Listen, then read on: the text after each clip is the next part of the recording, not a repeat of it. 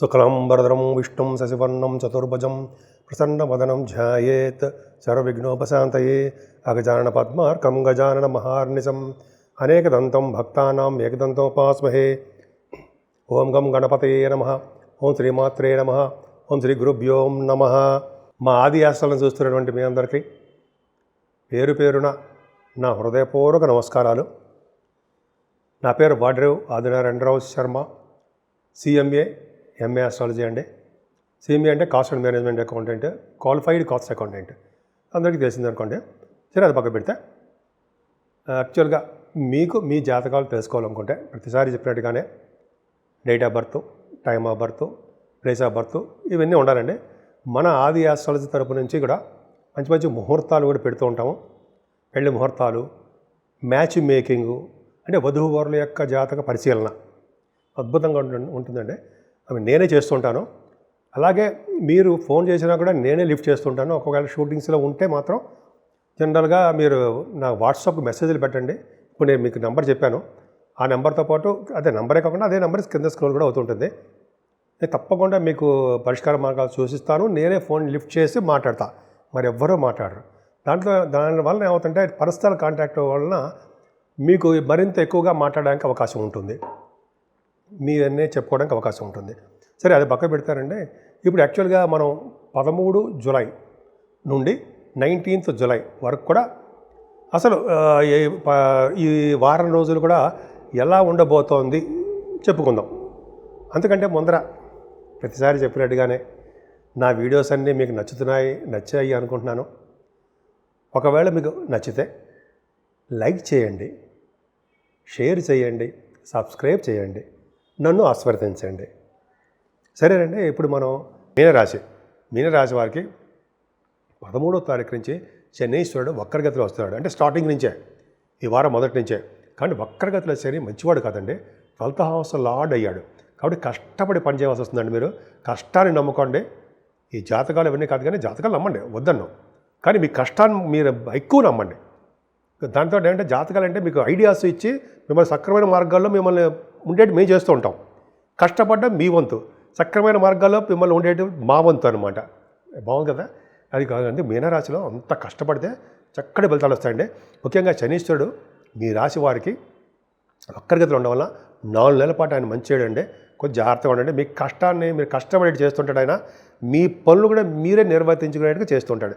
ఫైనాన్షియల్గా ఏమాత్రం ఇబ్బంది పడాల్సిన అవసరం లేదండి, అద్భుతంగా ఉంటుంది.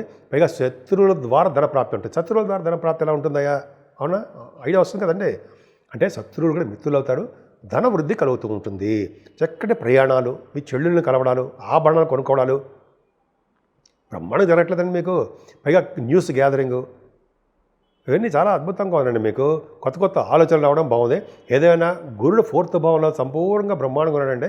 అంటే మీకు బాగా ధనప్రాప్తిని, అలాగే వాహన ప్రాప్తిని, విద్యాప్రాప్తిని, ఆగమశాస్త్ర విద్యని బాగా డెవలప్ చేయడం, అభివృద్ధి చేయడం అది బాగా ఉంటుందండి. మీకు 4th భావంలో రవి గురువులు ఉన్నారు కాబట్టి వాయిద్య కళాకారులకు బాగుండడము, బంగారు ఆభరణాలు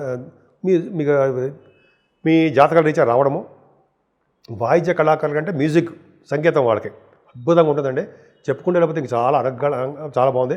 తల్లి గారికి ఆర్థిక పరిస్థితి చాలా బాగుంటుంది. విద్యలో ఆటంకాలు ఎదురవ్వవు, చాలా దూసుకుపోతుంటారు. పైగా రవిబుధులు బ్రహ్మాండంగా ఉన్నారండి పంచమస్థానంలో. అంటే రవిబుధులు పంచమస్థానంలో ఉన్నారంటే డాక్టర్స్ వృత్తిగా ఉండడము, వృత్తిలో ఉంటారు కొంతమంది. అలాగే మీ సంతానం బాగా డెవలప్ అవుతారండి. ఈ కొంతమందికి చార్టెడ్ అకౌంటెన్సీ, కాస్ట్ అకౌంటెన్సీ వాళ్ళకి విద్య బాగా వస్తుంది డాక్టర్స్గా. పంచమభావంలో రవిబుధులు ఉన్నారు కాబట్టి మీకు స్పోర్ట్స్ రంగంలో బాగా రాణించడము, విదేశీ పర్యటన చేయడం, విదేశీ పర్యటన కాదు కానీ ఎక్కువగా స్పోర్ట్స్ రంగంలో బాగా ఉంటారు మీరు.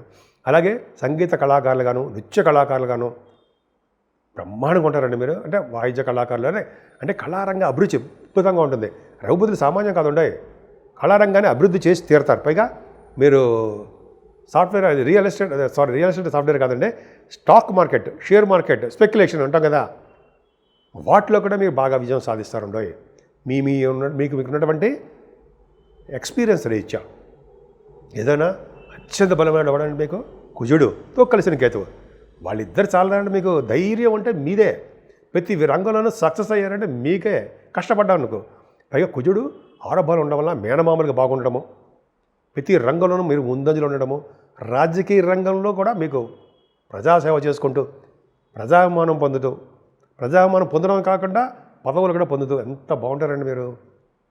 చాలా పవర్ఫుల్. మీకు కాంపిటీషన్ ఎగ్జామ్స్లో బాగా సక్సెస్ అవ్వడము, గవర్నమెంట్ ప్రొఫెషన్లో రావడము, రియల్ ఎస్టేట్ రంగంలో దూసుకుపోతూ ఉండడము, భూముల విషయంలో కానీ మీ అపార్ట్మెంట్స్ విషయంలో కానీ చాలా చెప్పుకుంటూ వెళ్తే చాలా ఉందండి. ఏదైనా భార్యాభర్తల విషయంలో చాలా అనురాగ దాంపత్య జీవితం తక్కువ. కాబట్టి ఏమైనా మనస్పర్ధలు వస్తే ఒకళ్ళు తగ్గండి. మీకు తెలియదే ఉందండి నేను చెప్పేదా కాదు. భార్యాభర్తల విషయంలో చిన్న చిన్న ఇబ్బందులు వస్తాయి. కొద్దిగా మనస్పర్ధలు రాకుండా గట్టిగా ఎవరు మాట్లాడకుండా ఒకళ్ళు దగ్గర మంచిది కామ్ అయిపోతుంది. ఫ్యామిలీ పక్కగా చక్కగా బాగుంటారు. దగ్గర వచ్చే సంబంధాలు కూడా ఆగిపోతుంటాయి. కానీ న్యాయపరమైన చట్టపరమైన అంశాల్లో మీరు విజయం సాధిస్తారు. తలవంతలంకి వచ్చే ధనయోగం ధనప్రాప్తి బాగా ఉందండి. మీకు తాతల ఆస్తి ముత్తాతల ఆస్తి రావడానికి అవకాశాలు ఎక్కువ ఉన్నాయి. అలాగే మీ వ్యాపార అభివృద్ధి చాలా బాగుంటుంది. బహుశా ఎడ్యుకేషన్ రీత్యా ఫారిన్ కంట్రీస్ వెళ్ళడానికి అవకాశాలు ఎక్కువ ఉన్నాయి. ఏదేమైనా ప్రొఫెషనల్గా అంటే వృత్తిపరంగా డెవలప్మెంట్స్ బ్రహ్మాండంగా ఉన్నాయి. అది యాక్చువల్గా భాగ్య దశమస్థానం చూసుకుంటే రవిగులు కూడా చూస్తున్నారు కాబట్టి గవర్నమెంట్ ప్రొఫెషన్లో ఉన్న వాళ్ళకి చాలా బాగుంటుందండి. ముఖ్యంగా బ్యాంకింగ్ వాళ్ళకి, విద్యా సంస్థలో ఉన్న వాళ్ళకి, ఆడిటర్స్గా ఉన్న వాళ్ళకి, అడ్వకేట్స్కి, డాక్టర్స్ వృత్తిలో ఉన్న వాళ్ళకి, వృత్తిలో ఉంటారు కదండి.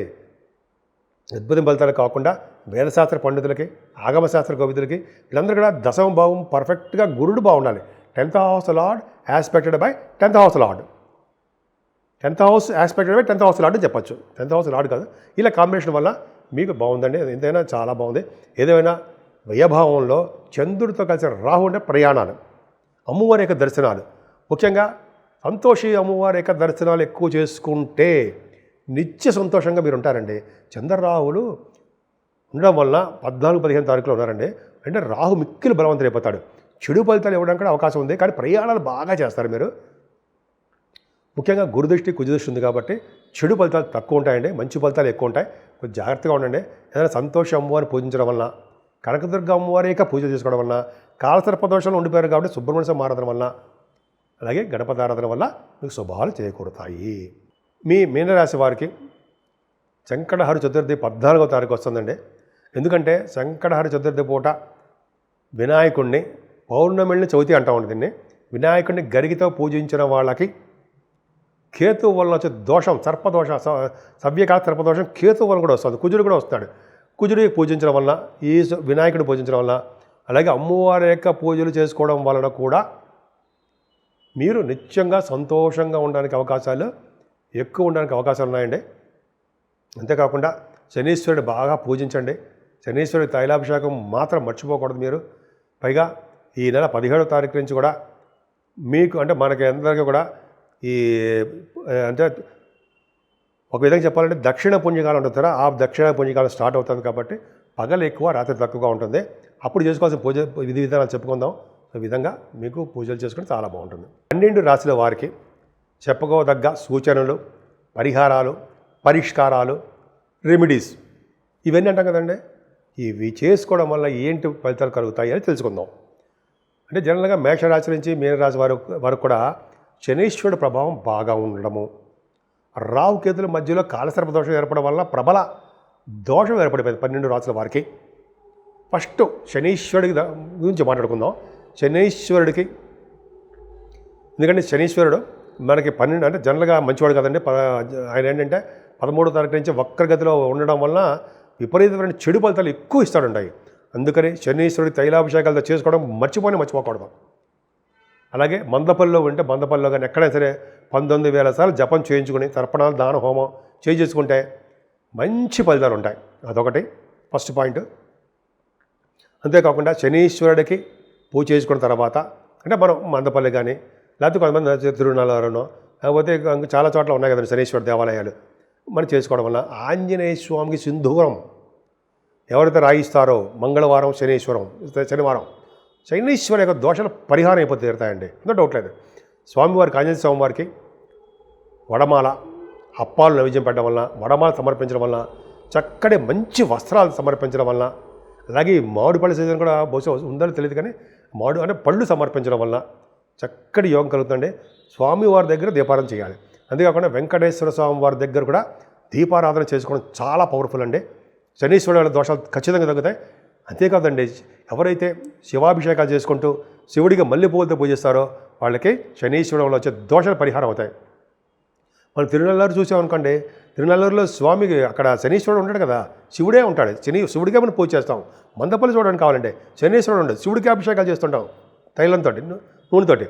అలాగా మీరు శివుడికి అభిషేకాలు చేయించుకోవడం అద్భుతం ఫలితాలు ఉంటాయండి. ముఖ్యంగా కేతు ప్రభావం ఉందండి కాలసర్ప దోషంలో. ఉండడం వల్ల వినాయకుడు పూజ చేయించాలి. ముఖ్యంగా సంకటహర చతుర్థి అంటాం, 14వ తారీఖున వస్తుందండి.